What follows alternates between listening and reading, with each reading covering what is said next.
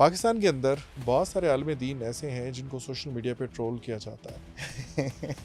آج کے زمانے میں مفتی قوی تو خیر ایک کنٹروورشل سبجیکٹ ہے. علماء کی طرف سے ان پہ کوئی قدغن نہیں لگائی جاتی. ہر انسان سے جو اچھی باتیں ہیں وہ آپ لے لیں اور جو برائیاں ہیں وہ اس کی ذات کے لیے چھوڑ دیں. تو آپ سوشل میڈیا میں اتنا ٹائم اسپینڈ نہیں کریں گے کہ آپ لوگوں کی برائیاں دیکھتے رہیں. ہمارے پاکستان میں ہمارے سوشل میڈیا میں چاہے وہ علماء ہوں چاہے وہ عام طبقہ ہو، انہوں نے اپنا ایک عام مشغلہ بنا لیا ہے کہ دوسرے پہ تنقید کرنی ہے یا دوسرے کی برائیوں کو ہائی لائٹ کرنا ہے.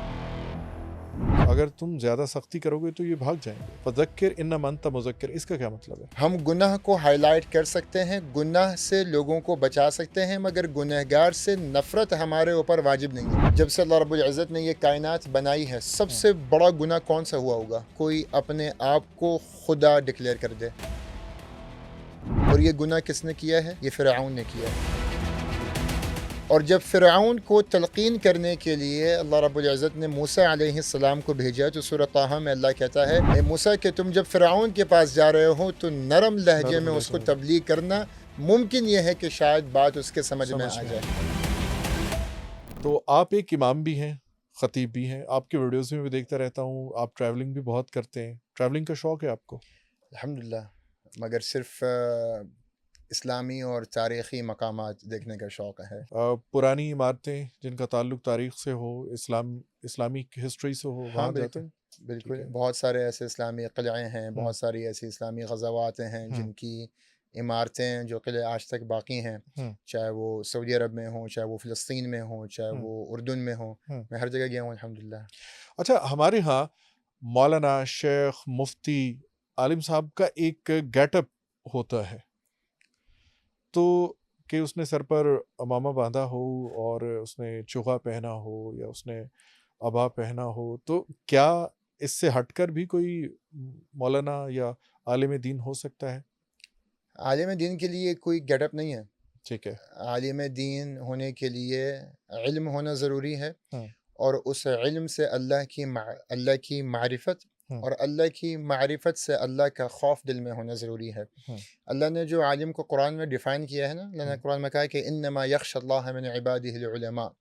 عالم دین وہ ہے جس کے دل میں اللہ کا ڈر ہو، خشیت الہی. بس ٹھیک ہے. اتنا ہی عالم ہے. بہت سارے آپ کو لباس سے تو نظر آئیں گے کہ یار یہ مولوی ہے، یہ عالم ہے، مگر اگر اس کو اللہ کا اگر صحیح معنی میں خوف اور خشیت نہیں ہے تو وہ اچھا عالم نہیں ہے. وہ جیسے کہتے ہیں کہ ایک پتھر بر دکانی شیشہ گر بھی چاہیے، تو ہم کچھ باتیں ایسی آپ سے تلخ اگر پوچھ لیں تو برا مت مانیے گا. نہیں آپ پوچھیے. کیونکہ آپ اس وقت جو جتنے بھی دینی لوگ ہیں ان کی نمائندگی کر رہے ہیں، اور آپ میں جو منفرد یا انفرادیت ہے وہ یہ ہے کہ آپ امریکہ میں رہتے ہیں اور آپ ایک عالم دین ہیں. پاکستان کے اندر بہت سارے عالم دین ایسے ہیں جن کو سوشل میڈیا پہ ٹرول کیا جاتا ہے، لیکن اس کے باوجود کبھی بھی علماء کی طرف سے ان پہ کوئی قدغن نہیں لگائی جاتی. جیسے وہ ایک صاحب ہیں، وہ مفتی صاحب، مفتی قوی شاید نام ہے ان کا، تو وہ کیا ہے؟ دیکھیے، اللہ رب العزت نے ہر مسلمان کو یہ توفیق ضرور دی ہے کہ وہ حق کو حق سمجھے اور باطل کو باطل سمجھے. اور عربی میں ایک اصول بیان کیا جاتا ہے کہ خذ ما صفا ودع ما کدر، کہ جس انسان سے کوئی اچھی بات ملتی ہے وہ آپ حاصل کر لیں، جو برائی ہے وہ اس کی متفردات سمجھ کے اس کو آپ چھوڑ دیں. ٹھیک ہے. آج کے زمانے میں مفتی قوی تو خیر ایک کنٹروورشل جو ہے نا وہ ایک سبجیکٹ ہے، مگر عمومی طور پہ جتنے بھی علماء کو دیکھ لیں، مختلف مسالک کے یا مکاتب فکر کے لوگوں کو دیکھ لیں، کچھ کی اچھی باتیں ہیں، کچھ کی باتیں ایسی ہیں کہ شاید آپ کو وہ فطرتی طور پہ آپ کو وہ بات اچھی نہیں لگتی آپ کو. تو میں یہ سمجھتا ہوں کہ ہر انسان سے جو اچھی باتیں ہیں وہ آپ لے لیں اور جو برائیاں ہیں وہ اس کی ذات کے لیے چھوڑ دیں. اپنی برائیوں کی اصلاح کرتے رہیں تو آپ سوشل میڈیا میں اتنا ٹائم اسپینڈ نہیں کریں گے کہ آپ لوگوں کی برائیاں دیکھتے رہیں. ٹھیک ہے. ایک مسلمان کے لیے ضروری یہ ہے کہ وہ اپنی برائیاں صرف دیکھتا رہے, اپنا ٹھیک ہے. احتساب کرتا رہے. ہوں. ہمارے پاکستان میں, ہمارے ہوں. سوشل میڈیا میں, چاہے وہ علماء ہوں, چاہے وہ عام طبقہ ہو, ہوں.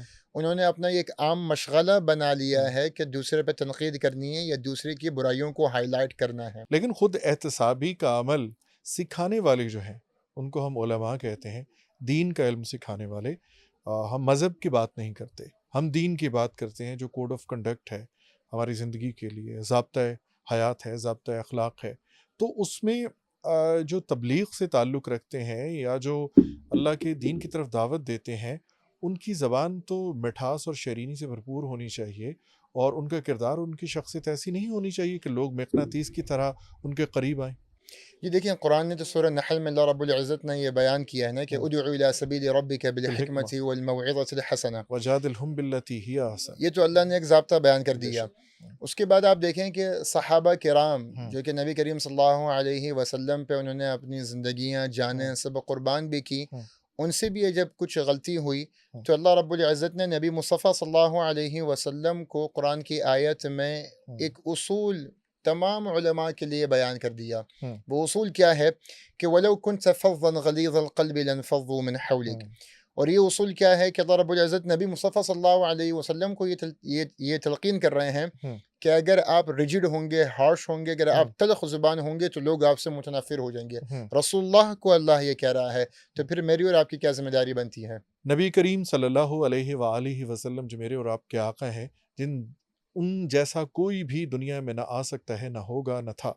ان کے لیے اللہ تعالیٰ کہتا ہے کہ اپنی زبان کو نرم رکھو, اگر تم زیادہ سختی کرو گے تو یہ بھاگ جائیں گے.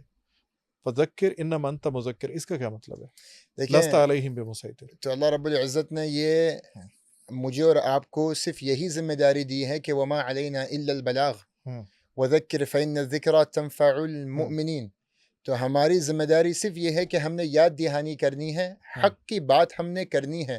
ہم حق امپوز نہیں کر سکتے, اگر اس پہ کوئی چل نہیں رہا تو ہم اس کی تحقیر نہیں کر سکتے. ہم گناہ کو ہائی لائٹ کر سکتے ہیں, گناہ سے لوگوں کو بچا سکتے ہیں, مگر گنہگار سے نفرت ہمارے اوپر واجب نہیں ہے کہ ہم گنہگار سے نفرت کریں. ہم گناہ سے نفرت کرتے ہیں, گنہگار کے لیے تو ہمدردی ہونی چاہیے دل میں. وہ تو ایک مریض ہے, وہ تو ہمارا ایک سمجھ لیں کہ ایک پیشنٹ ہے جس کی تبلیغ یا جس کی اصلاح ہماری ذمہ داری ہے. ہم اس کو خود سے متنفر کر لیں, وہ تو ولنریبل ہے. جی ولنریبل ہے, بالکل ایسا ہی ہے, بالکل ایسا ہی ہے. اور آپ دیکھیں کہ اس دنیا میں جب سے اللہ رب العزت نے یہ کائنات بنائی ہے, سب سے بڑا گناہ کون سا ہوا ہوگا؟ سب سے بڑا گناہ اس پوری کائنات کا کیا ہے؟ سب سے بڑا گناہ, سب سے بڑا گناہ یہ ہے کہ کوئی اپنے آپ کو خدا ڈکلیئر کر دے. اور یہ گناہ کس نے کیا ہے؟ یہ فرعون نے کیا ہے. اور جب فرعون کو تلقین کرنے کے لیے اللہ رب العزت نے موسیٰ علیہ السلام کو بھیجا تو سورہ طٰہٰ میں اللہ کہتا ہے کہ فَقُولَا لَهُ قَوْلًا لَيِّنًا لَعَلَّهُ يَتَذَكَّرُ أَوْ يَخْشَى. اے موسیٰ کہ تم جب فرعون کے پاس جا رہے ہو تو نرم لہجے میں اس کو تبلیغ کرنا, ممکن یہ ہے کہ شاید بات اس کے سمجھ میں آ جائے. تو بات اگر سمجھانی ہے, علماء کو بات اگر اپنی سمجھانی ہے تو لہجہ نرم ہی کرنا ہوگا. سخت لہجے میں سامنے والے اپنے آپ کو گلٹی سمجھے گا, اصلاح نہیں ہوگی. باپ اپنے بیٹے کو کسی غلطی پہ اگر ڈانٹ رہا ہوگا, چیخ رہا ہوگا, سزائیں دے رہا ہوگا, گالیاں دے رہا ہوگا تو بیٹا کبھی بھی سمجھے گا نہیں. مگر باپ اگر بٹھا کے باغی ہو جائے گا. باپ مگر اپنے بچے کی غلطی پہ بٹھا کے اس کی اصلاح کی فکر کرے گا, اس کو صحیح راہ دکھائے گا, ممکن یہ ہے کہ بچہ بات سمجھ جائے.